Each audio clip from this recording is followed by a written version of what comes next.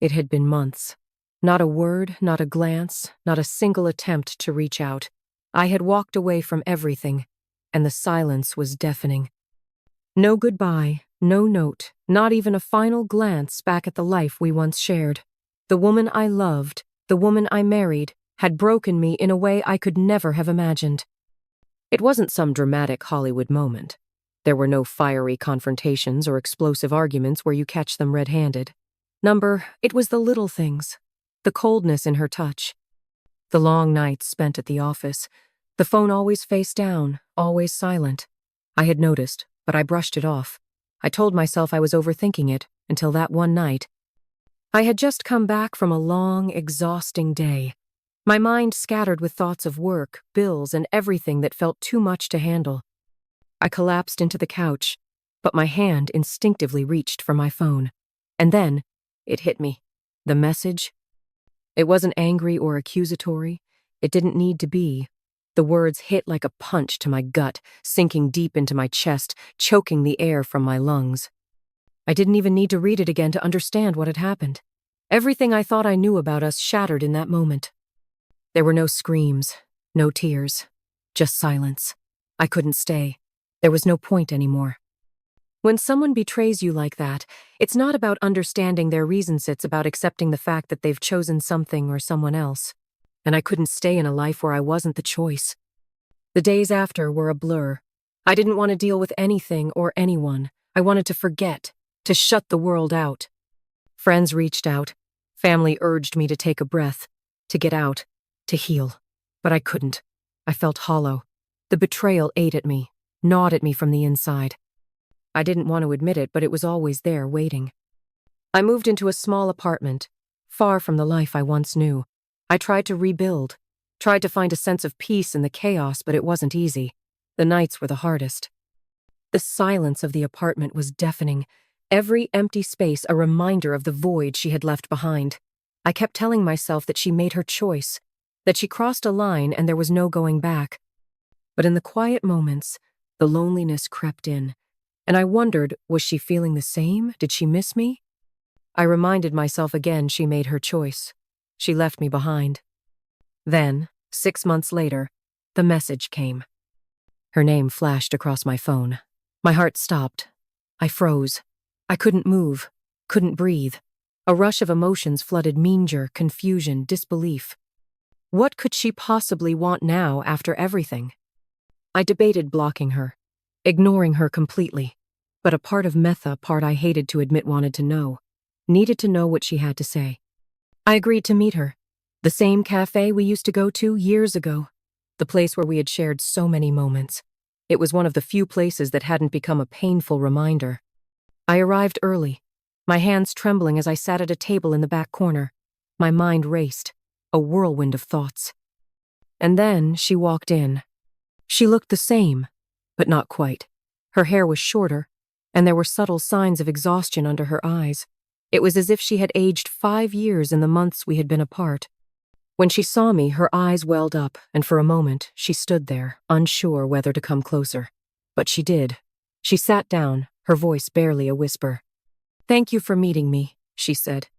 I didn't respond immediately. I just stared at her, trying to process the moment. I had imagined this encounter so many times, but now that it was real, the words wouldn't come. The hurt was still there, raw and fresh. She spoke again, her voice trembling. "I've missed you. I know what I did was wrong and I regret everything." I wanted to believe her. I wanted to believe that the woman sitting across from me was the same one I once loved, the woman who had meant the world to me. But as I looked at her, vulnerable and broken, something inside me told me she wasn't the same. She couldn't be. "I never meant for it to happen," she said, her eyes glistening with unshed tears. "I thought I could handle it. I thought I could keep both of you in my life, but when I lost you, I realized how much you meant to me." The words hit me, but not the way I had imagined. They didn't break my heart. They didn't make me feel anything but cold. I swallowed hard, my voice steady but cold. "What is this? Is this about you wanting me back, or is this about realizing you lost your safety net?" Her face fell, and for the first time, I saw the truth in her eyes. She didn't miss me. She missed the way I made her feel. She missed the comfort, the security I had provided. the life she thought she had with me. She didn't come back because she couldn't live without me. She came back because her backup plan had failed her. Her new life hadn't turned out the way she hoped, and now she wanted to make sure I was still an option. I stood up, feeling the weight of the realization settle over me. The clarity was overwhelming. "I think you should go," I said, my voice firm. She didn't argue. She didn't try to convince me otherwise. She just nodded, her face a mask of disappointment and regret. Then she left. I stayed behind, watching her walk away. The weight of that moment was heavier than anything I had felt in months. But as I walked away from the cafe, something strange happened. A sense of peace washed over me. I had done the right thing. I had walked away. But here's the twist, the part I didn't expect. As I reached my car, I glanced at my phone. Another message. It was from her. This time, it wasn't the usual "I miss you" message. It wasn't about regret. It wasn't an attempt to fix anything. No, this message was different. "I didn't just want you back because I made a mistake," she wrote. "I wanted you back because I realized something about myself. I've been using people, making them feel needed to fill the emptiness inside me.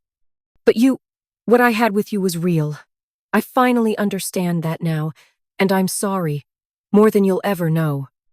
I stared at the words. They weren't an apology for what she had done to me. They weren't an attempt to fix things. This was her realizing that she had been broken too.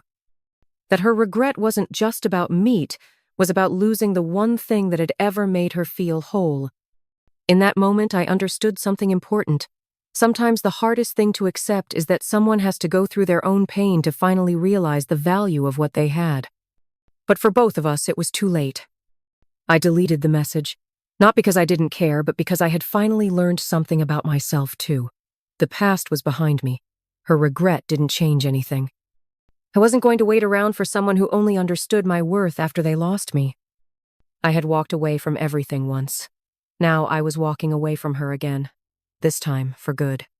If you're waiting for someone to realize what they've lost, stop. If they ever come back, remember this. They don't miss you. They miss the way you made them feel. And that, my friend, isn't love, it's regret.